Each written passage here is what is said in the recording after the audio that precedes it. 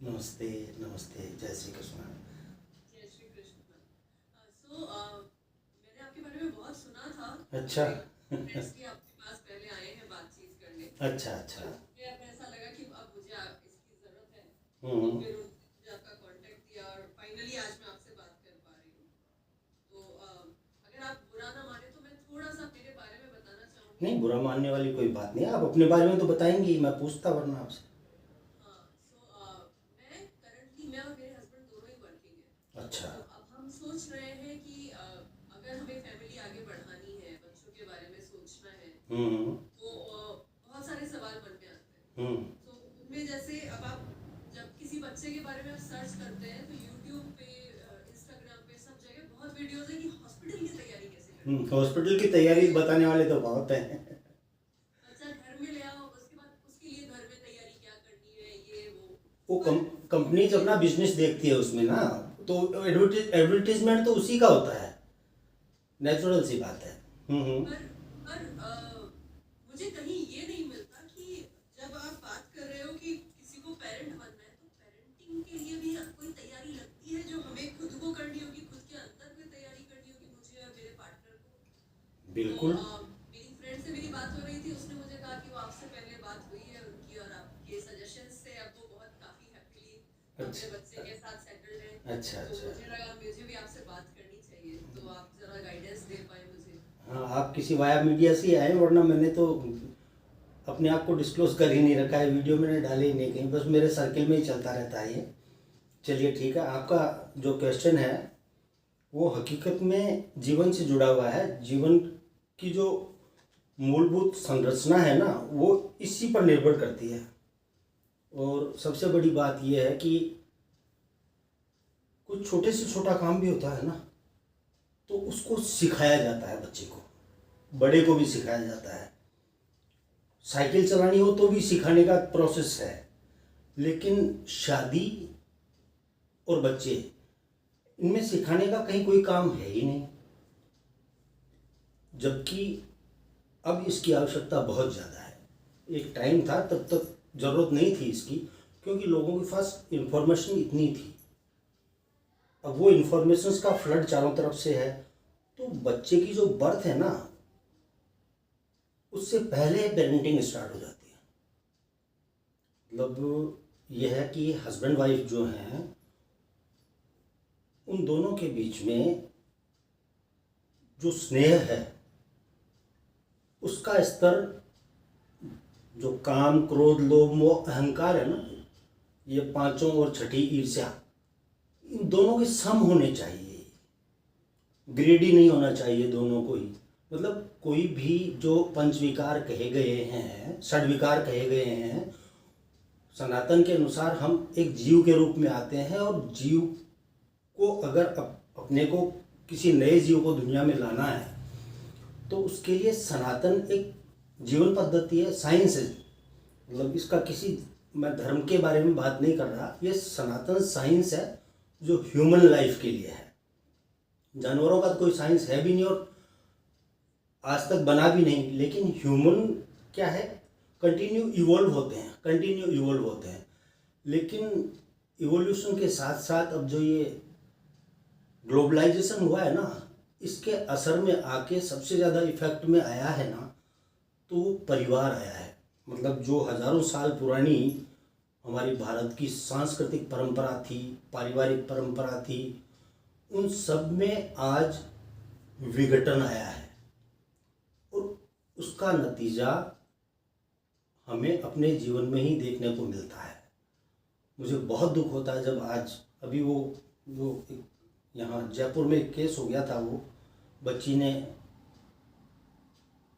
9 साल की बच्ची ने सुसाइड अटेम्प्ट ले लिया था। उसके बाद से मेरा दिमाग लगता नहीं है कहीं, मतलब बार बार में वो बच्चों का ही ख्याल आता है मुझे, क्योंकि मैं शुरू से बच्चों से जुड़ा रहा हूँ। लेकिन मेरा क्या है कि मैं टेस्टिमोनियल्स के रूप में उन बच्चों को सामने नहीं रखता। बच्चों को बहुत प्यार की ज़रूरत होती है।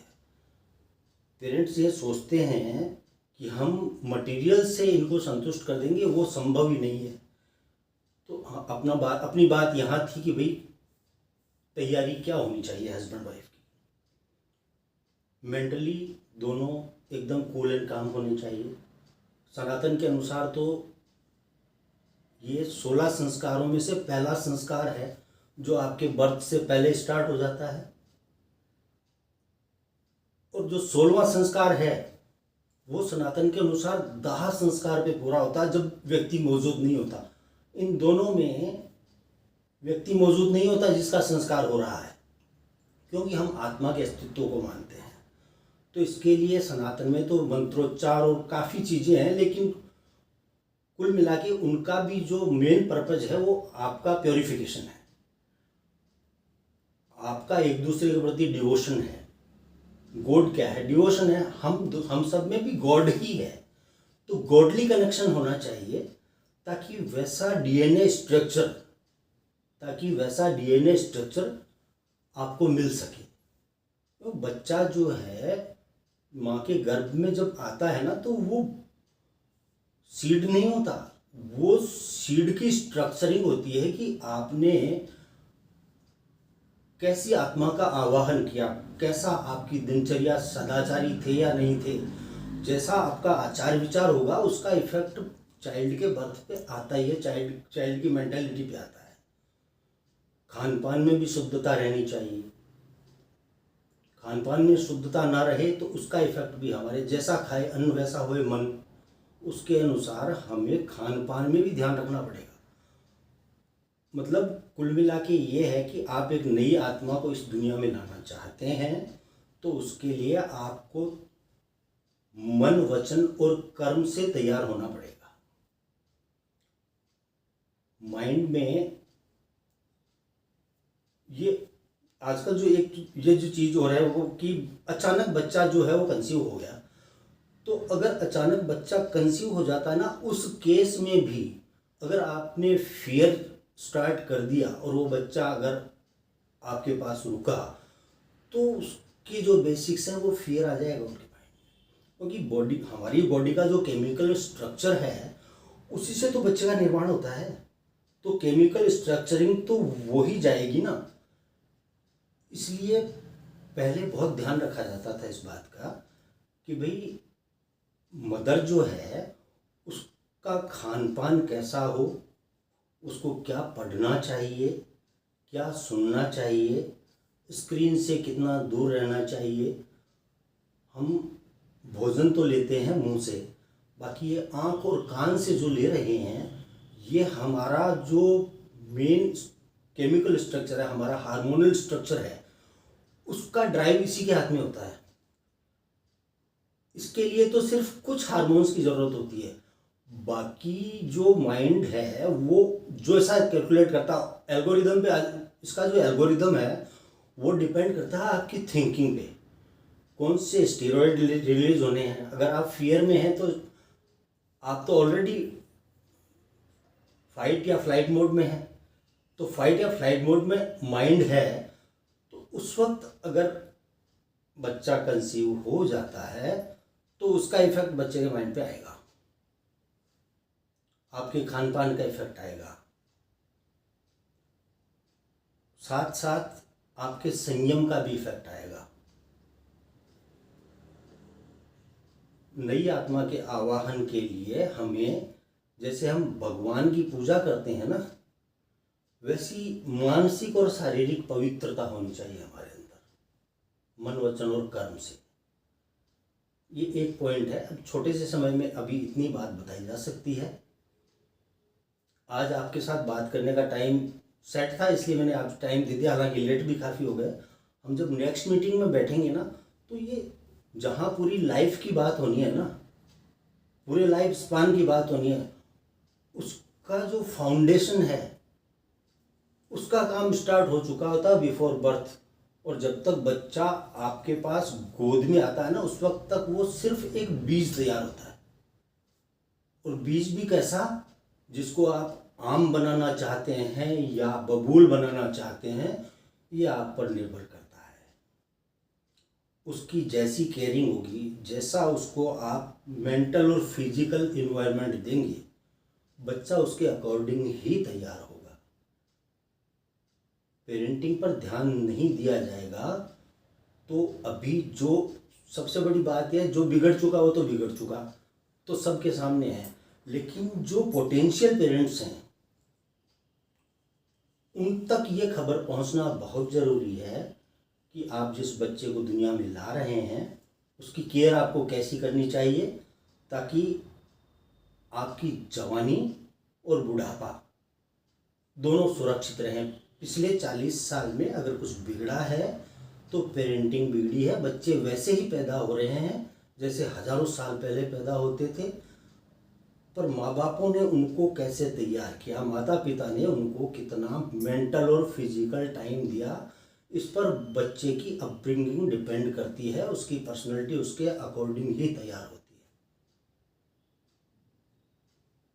इसमें तो ये जैसे क्या होता है ना कि एक जौहरी को पत्थर मिलता है तो कौन उसको सही कट लगा के और डायमंड की पॉलिश कर देगा उस पर, और अगर सही हाथों में नहीं है तो हो सकता है वो उसको चूर चूर कर दे। बच्चों के सबके आने का प्रोसेस एक है। अब जो विवेकानंद जी में, महात्मा गांधी में, अल्बर्ट आइंस्टाइन में और जितने भी इस दुनिया के वैज्ञानिक हैं, सब में जो पोटेंशियल था वही पोटेंशियल हर जीव लेके आता है। और जो जेल में ज़िंदगी बिता रहा है, सारी ज़िंदगी लड़ झगड़ के ज़िंदगी पूरी कर रहा है, नशे में धुत होके घूम रहा है, उसके पीछे कारण उस बच्चे के बिफोर बर्थ और आफ्टर बर्थ उसकी केयरिंग कैसी हुई है उस पर डिपेंड करता है। काफ़ी गहरा सब्जेक्ट है, थोड़ा सी लंबे टाइम की ज़रूरत पड़ेगी। आज हम इसको कंटिन्यू करेंगे तो हम लेट हो जाएंगे। हम नेक्स्ट सिटी में इसको कंटिन्यू करते हैं।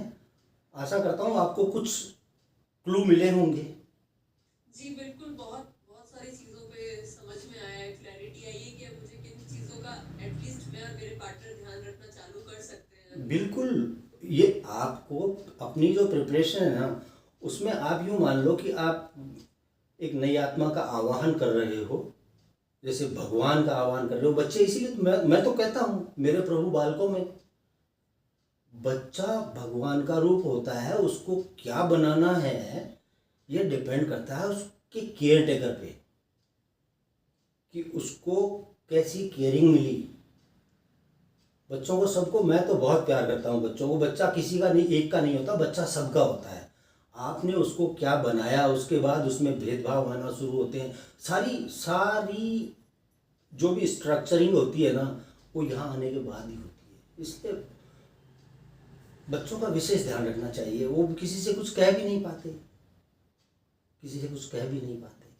नेक्स्ट सीटिंग में आपसे ढंग से बात करते हैं, ठीक है? Thank you sir. Welcome, welcome, welcome. जय श्री कृष्ण, जय श्री कृष्ण।